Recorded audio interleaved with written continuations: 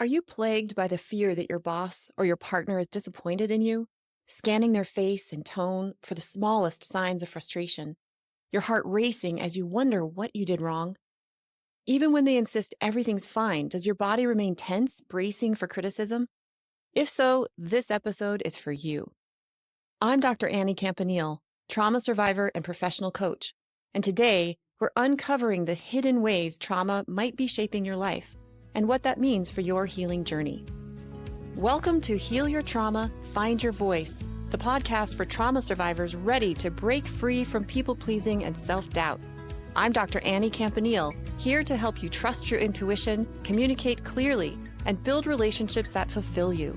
Each week, you'll learn practical tips to heal past wounds and turn surviving into thriving. Welcome back to Episode 2. Whether you faced a life-altering event or experienced smaller, ongoing hurts, the lingering effects of these situations might show up in ways you don't yet recognize as trauma. If you find yourself wondering if what you experienced counts as trauma, you're not alone. Let me share a bit of my own story to illustrate how events that might seem minor to others can be traumatizing to us.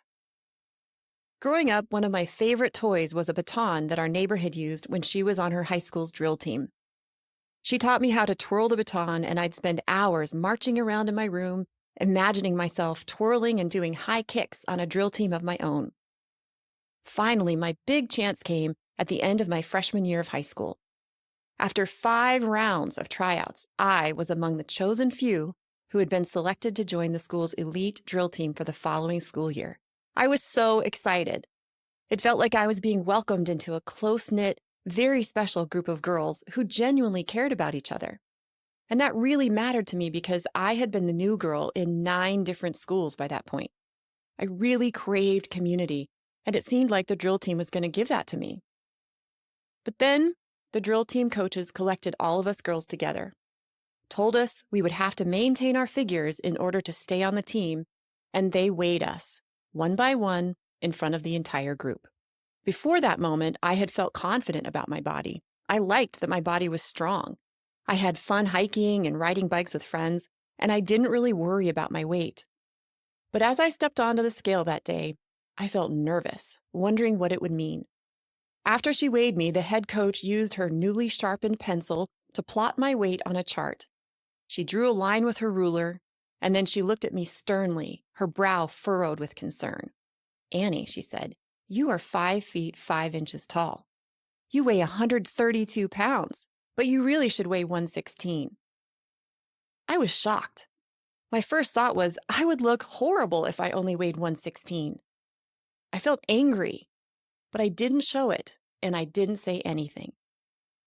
I didn't want to lose my chance to be on the drill team and finally have a sense of community. So instead, I stood there silently and listened as the coach told me they would give me a special diet so I could lose the excess weight during the summer. But, she warned, if you fail to reach 116, you will be kicked off the team. Side note, this was in 1984 before any of the modern policies that support fair inclusion were put into place.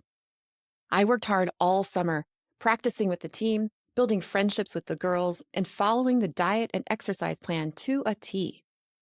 Then 2 weeks before the new school year began, the whole team posed for photos outside in the sunshine in our new uniforms. And afterward, the coaches pulled me aside for a final weigh-in.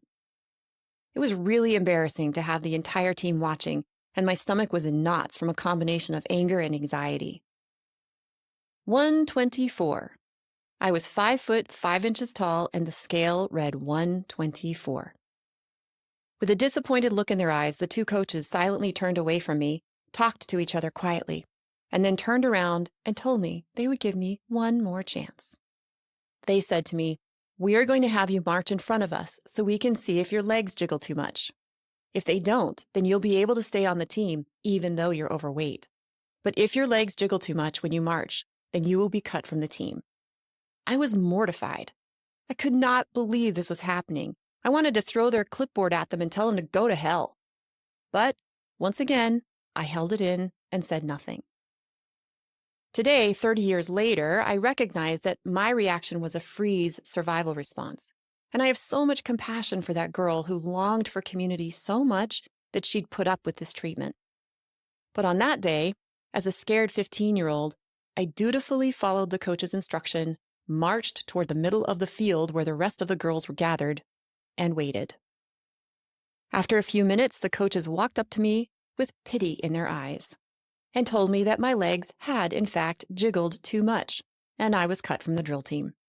I had to leave practice immediately. Can you imagine? Now, my experience might be infuriating, but does it count as trauma? For me, it did. In fact, it took decades of counseling for me to stop viewing my body as my enemy. But for others, the same situation would not have been traumatizing. Some people would never have subjected themselves to the requirement to lose weight in the first place. They would have told the coaches they were fine just as they were, quit the team, and never given it a second thought. This brings me to that question we're answering today. Am I a trauma survivor? What I've learned is that trauma isn't just about what happened to us. We can't label an experience as a trauma or not a trauma simply based on the events that occurred. Dr. Peter Levine, a renowned trauma expert, explains it this way. Trauma is not what happens to us, but what we hold inside in the absence of an empathetic witness. Whenever we find ourselves in situations that seem dangerous, our bodies immediately activate the survival response to help us fight, run away, or freeze until the danger passes. Like in my drill team story, I froze when the coaches told me I needed to lose weight in order to stay on the team. In an ideal situation, once the danger has passed and we feel safe again, our body naturally releases that built-up stress and returns to a calm state. Like when you've been cut off in traffic, felt a jolt of fear or anger, shouted, and then returned to driving as before. But when the stress is overwhelming, like when I feared losing my sense of community with the drill team, or when a child sits frozen in silence, their heart pounding as their parents' angry voice fills the room with no way to escape or defend themselves, that survival energy doesn't get released. It stays trapped in the body, keeping our nervous system on high alert, even when we aren't in danger anymore. This perspective of trauma being in the body was absolutely the key that unlocked complete healing for me from many profound traumas. I'll share more about that in future episodes, but for now, I want to help you determine whether or not you are a trauma survivor by naming your trauma. Naming our experiences as trauma can be empowering, especially if we've developed a habit of minimizing our pain or telling ourselves, it wasn't that bad, or others have been through worse. Naming our trauma is about acknowledging that something we went through had a profound impact on our sense of safety, our opinion of ourselves, or even our body, regardless of how someone else might have responded in the same situation. Let's look at some signs that you might be a trauma survivor. You might be a trauma survivor if you are plagued by memories of a particular event or series of events. You might be a trauma survivor if you feel like you have a sixth sense for people's moods, and people say you're a great listener, but you keep your own sadness or anger to yourself.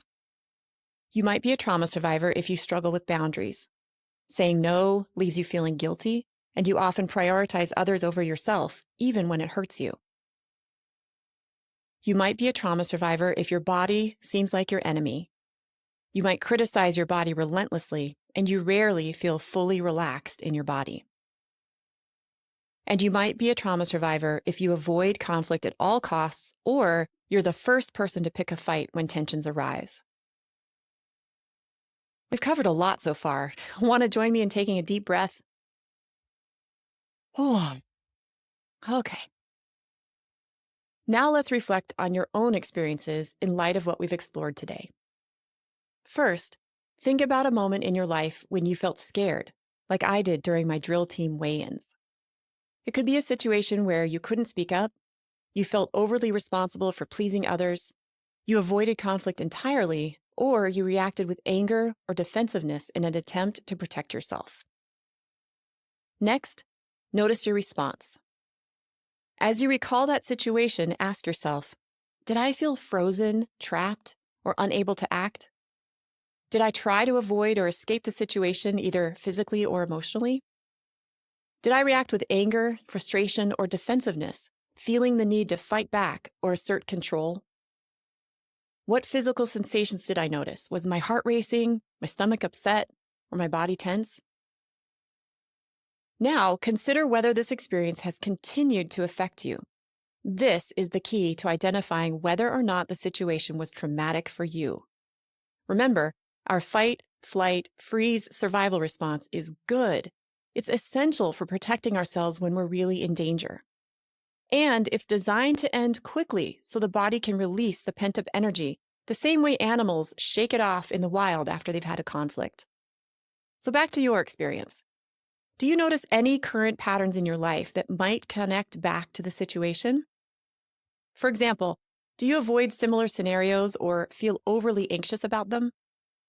Do you find yourself shutting down, overthinking, or retreating in difficult situations? Do you sometimes overreact, lash out, or feel the need to control situations as a way to protect yourself? If the situation has had a lingering effect, offer yourself compassion. Reassure yourself by saying something like this: the ways I coped, whether freezing, fleeing, or fighting, were my body's way of protecting me, and I did the best I could at the time. You can repeat this 4-step process with any experience you think might be trauma. Naming our experiences as trauma is a powerful step toward healing, because by recognizing how they might still affect you, you're getting closer to reclaiming your sense of safety, confidence, and inner peace. Thank you so much for joining me today for another episode of Heal Your Trauma, Find Your Voice. If you're ready to continue with your healing journey, download my Trauma Survivors Empowerment Guide to learn practical tools for reconnecting with your power. You'll find the link in today's show notes. Love what you're hearing? If you're listening on Apple, scroll down in your app and leave a review. Next week on the show, we're tackling those high-stakes moments when fear of criticism steals your voice and how to reclaim your confidence to speak up. Until then, I'm Dr. Annie Campanile, reminding you that healing is possible and you don't have to do it alone. See you next week.